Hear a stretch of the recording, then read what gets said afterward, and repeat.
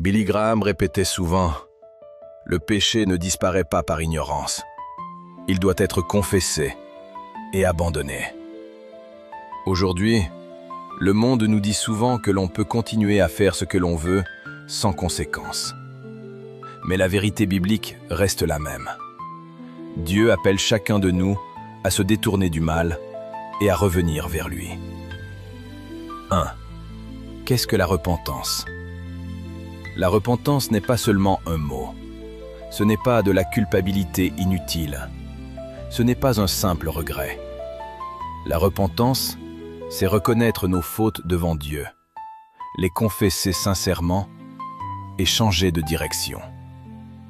Billy Graham disait « Se repentir, c'est dire à Dieu « Je ne veux plus vivre pour moi-même, mais pour toi. » 2.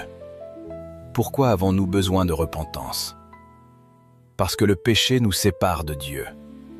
Parce qu'il brise nos vies, nos relations et nos cœurs.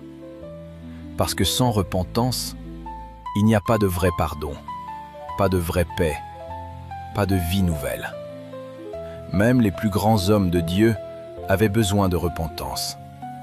David a confessé « J'ai péché contre l'Éternel ». Pierre a pleuré amèrement après avoir renié Jésus. Nous sommes tous dans le même besoin. 3. La repentance ouvre la porte à la grâce.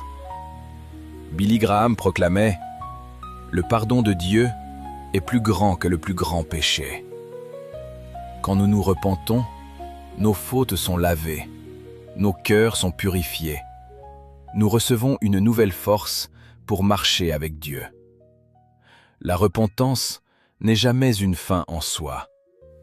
C'est le début d'une vie transformée. 4. La repentance est un acte de foi. Se détourner du mal demande courage. Confesser ses péchés demande humilité. Mais c'est précisément là que la puissance de Dieu se manifeste. Billy Graham disait « Dieu ne refuse jamais un cœur brisé et contrit. » Ta vie peut changer aujourd'hui. Ta famille peut être bénie. Ton futur peut être redéfini par un simple acte. Le retour à Dieu.